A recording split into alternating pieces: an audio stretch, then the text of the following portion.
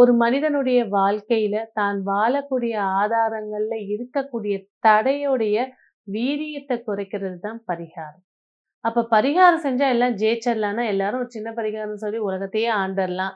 கோடி கோடியா பணத்த எடுத்துக்கலாம். இஷ்டப்படி வாழலாமே. கர்மாப்படி தீர்மானிக்கப்பட்டத தான் உங்களால தொட முடியும்.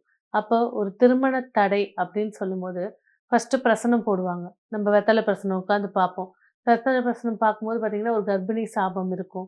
முக்கால்வாசி பார்த்தீங்கன்னாக்கா, நம்ம ஜாதகத்துல இருக்கக்கூடிய தோஷங்களுக்கு தான் நம்ம பரிகாரம் செஞ்சுட்டுருக்கோம்.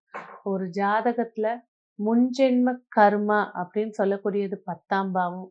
வயிறெரிஞ்சு விட்ட சாபம் அப்படின்னு சொல்றது 8ஆம் பாவம். ஒரு 10 தலைமுறையா ஒரு தோஷம் இருந்துகிட்டே இருக்குங்க.